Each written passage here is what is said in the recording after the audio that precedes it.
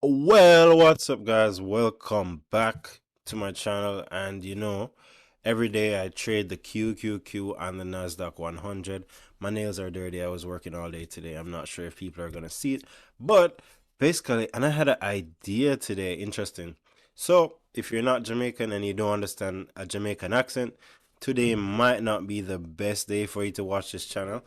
But today I'm gonna really kind of describe what happened in the market today, more in like Jamaican terms, and I think it would be kind of funny.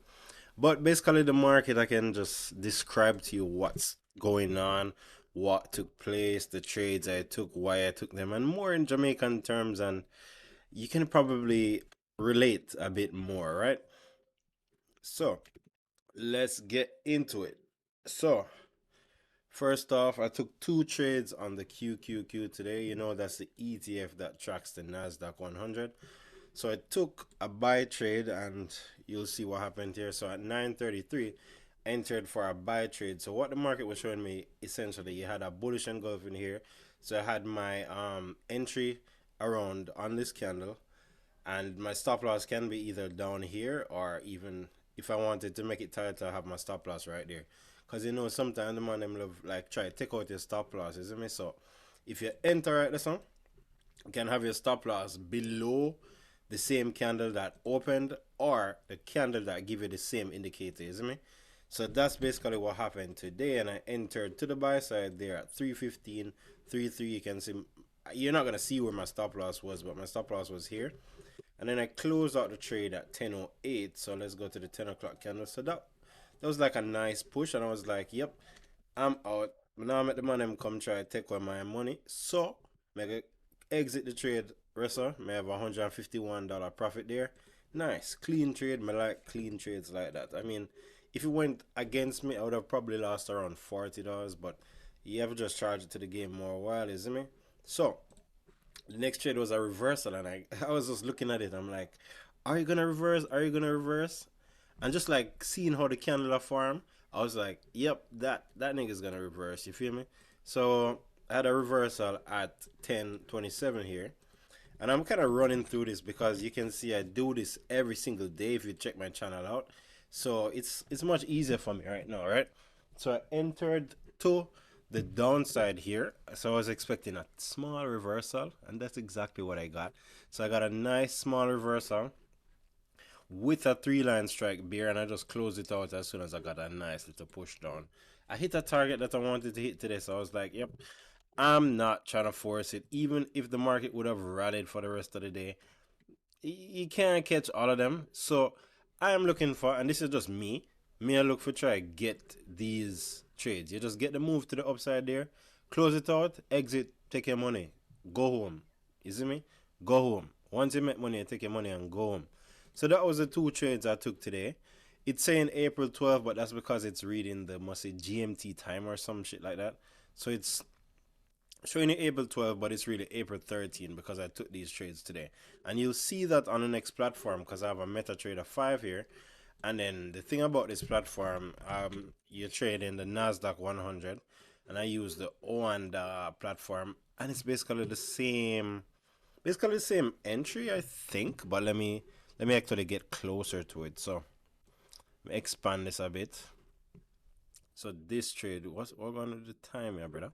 And this one is UTC plus 3, the Jerusalem one. So boom, okay. So you can see the first trade was at 1632. 1632. Let me put it over here so I can read it at the same time. So the first trade was 1632. So that's 1630 there. Enter to the buy side. So it's the same as 930, right? So, but I wanted to change it to the GMT time so it matches what I have on the broker there. And you can pause it to actually see what was going on. So at 1249.6, point 6, and that's on this candle. That's where I entered to the upside. It's funny that the trades are actually looking much better on this platform now. I think they saw me when I was kind of pointing it out because it just looks strange how everything started to coincide now and everything started to look nice, right? Mm, 12. Oh no, that's where this is where I had my stop loss. Funny enough, you see, I had my stop loss right below that candle. So it's a bit below here. Tight stop loss. Tight stop loss. I'm not trying to take. I mean, sometimes it's worthwhile to kind of have a bigger stop loss, but I mean, at this point, this can kind of let you know that you're wrong and you probably shouldn't be in this trade. And I don't want to find out all the way down here. I'll prefer to find out here. I'm out $40, gone. Next time I trade it, right? So the where I closed it was at on the 1008, but the actual price that I closed it was at 13003.8. So that's where I closed it. So on that push to the upside, I was like, yep, I'm closing it. This is a nice push to the upside. I'm closing it. Even though the market continued to rally. And something about this trade is that I entered two of the same positions around the same time, right? So I'll mark up the second position now, which was at 1631. And you can see I entered at 12947.2. 12947.2. And you can see both of them were basically around the same part, right? And I closed it at 13002.10. 13002.1. Right? And that's where I closed out the trade. And then the final trade was actually that reversal trade. And I'm almost sure I entered on this candle. I remember what was happening during the day. So it's at 1727, so that's on the 1715 candle. And then I took it to the downside at where 13027.4, 027.4.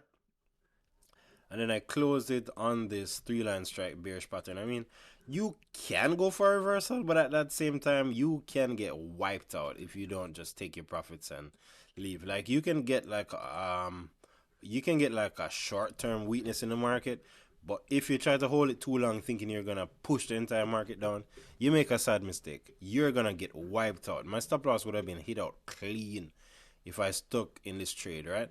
So you can see this is where I entered to the downside.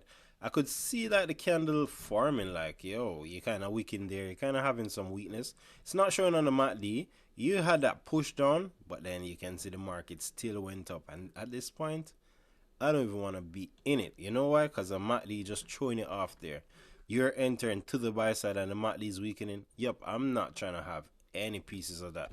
Because that's not telling me a lot to say, oh, the market is going to go in my favor. Even though I had these bullish engulfing candles, sure. But look at this.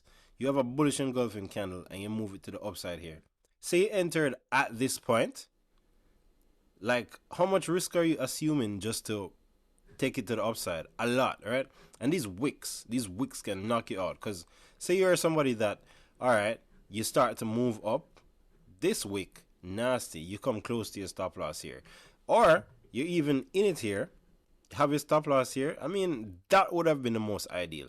If you entered wherever you entered and accept that your stop loss is going to be down here, right?